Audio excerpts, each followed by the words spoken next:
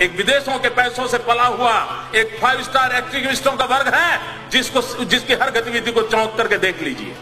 उनका काम यही होता है, कोई भी घटना घटे तो आतंकवादियों को बौद्धिक प्रोटेक्शन के दिए वो मैदान में उतर आते हैं, नई नई मनगढ़ंत स्टोरियां गढ़ाते हैं, नए नए तर्क देते हैं और आतंकवाद के खिलाफ अगर किसी ने आवाज उठाई वो जैसे देश का दुश्मन है, कॉम्युनर है, हिटलर है, न जाने कौन कौन से डिक्शनरी के शब्द हैं उसको निकाल के आते हैं। मित्रों, वो डरते हैं जो अपनी छवि के लिए मरते हैं।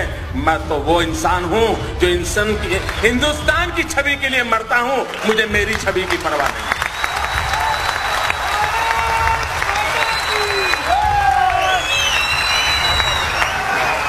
क्या करना है इमेज को दोस्तों? किसके लिए इमेज? फुलमालाएं पहनने के लिए? मैं पत्थर खाने के लिए तैयार हूं अगर मैं मेरे देश के किसी नागरिक की रक्षा कर सकता हूं। हो सकता है कुछ इलेक्ट्रॉनिक मीडिया वालों को अभी भी पता चला होगा कि इस देश में शांति रखते हैं। अमरनाथ की यात्रा पर इतने हमले हुए, इस देश में किसी ने कहीं कंकर तक फेंका नहीं है। अमरनाथ की यात्रा पर इतने हमले हुए, इस देश में किसी ने कोई कंकर तक फेंका नहीं है। रघुनाथ जी के मंदिर पर हमला हुआ, इस देश के अंदर किसी का घर नहीं जलाया गया था। अयोध्या में प्रभु राम जी के मंदिर पर हमला हो गया, वाराणसी में हमला हो गया, इस देश में कंकर नहीं गिरा है। मित्रों, गुजरात के अंदर अक्षरधाम पर आतंकवादी आए थे। मित्रों, गुजरात ने बंद रखा था, लेकिन गुजरात में अक्षरधाम के बाद एक कंकर तक नहीं पड़ा है। लेकिन कुछ लोग हैं इन चीजों को भूल जाना चाहते, सच्चाई को उजागर करने की उनकी हिम्मत नहीं है मित्रों, और इसलिए झूठी बातों को लेकर के हिंदुस्तान की जनता को गुमराह करने में लगे हुए। और मित्रों, कैसी हरकतें हो रही, आतंकवाद ऐसे नहीं बढ़ रहा है। आतंकवादियों के हौसले उतने बुलंद नहीं है जितने रास्ते तैयार कर देते हैं जो आतंकवादियों को चलने काम आ रहे हैं। मुझे बताइए, गुजरात के अंदर एक इशरत जहान नाम की लड़की को, आतंकवादी लड़की को, हमारी पुलिस के साथ एनकाउंटर हो गया। अब उसको मार गिराया। आपको मालूम होगा वो दिन, याद कीजिए, सारे दुनिया के 5 स्टार एक्टिविस्ट मोदी पर टूट पड़े थे साहब कि एक नौजवान लड़की को मार दिया, निर्दोष लड़की को मार दिया, गोली से भून दिया। ये खुद आतंकवादी है, यहां तक चले गए। इतना ही नहीं मित्रों, इस प्रदेश के अंदर 5 स्टार एक्टिविस्ट, कुछ मीडिया के मित्रों ने उसे एक बहुत बड़ी शहीद के रूप में उसकी जनाजा निकाला था। चद्दर चढ़ाने चले गए थे, चद्दर चढ़ाने चले गए थे, और एक पार्टी के नेता 1 लाख रुपया देकर के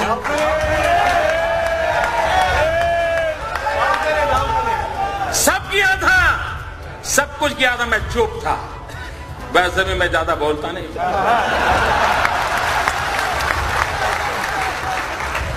मैं सही जगह पर, सही भाषा में, सही समय पर बात करने का आदमी।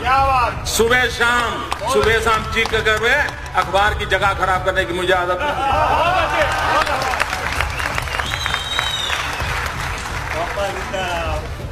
2 प्रकार के नेता होते हैं दोस्तों। कुछ नेता हैं जिनको सिद्धि में विश्वास है, कुछ नेता हैं जिनको प्रसिद्धि में विश्वास है।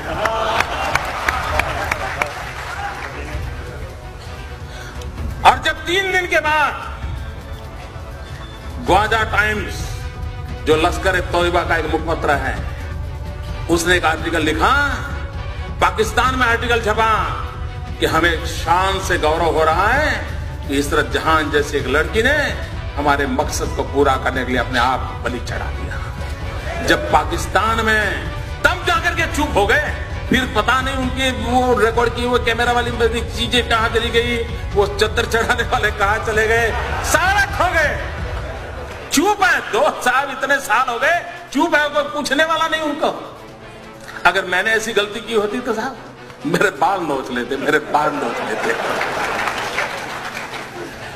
इशरत जहान, मित्रों, अभी एक टीवी वाला बता रहा था कि किसी ने किसी लड़की को बम रखते देखा। मैं नहीं जानता वो सत्य क्या है।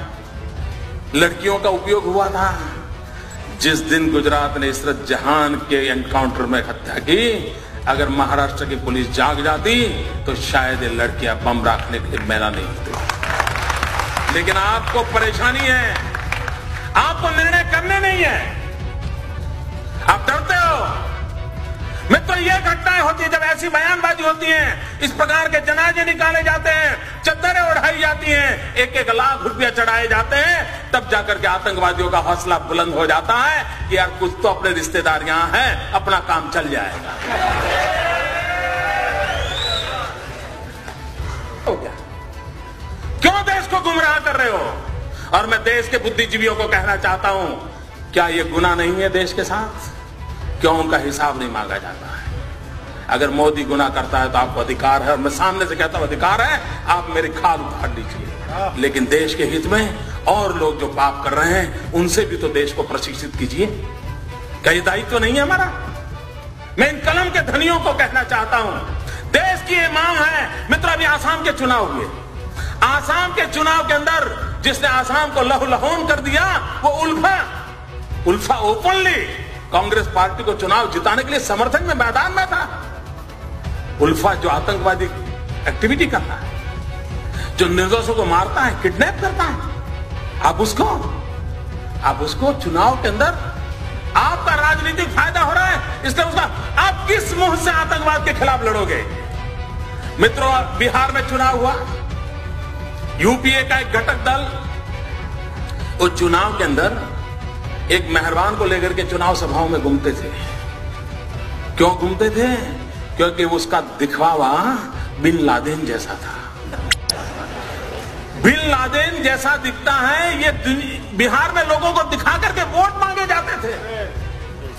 मुझे कल्पना कर सकते हो मित्र, आज भी हिंदुस्तान में कोई रावण कितना ही शक्तिशाली क्यों न था, लेकिन कोई निकलता है रावण के नाम पर कुछ लेने के लिए।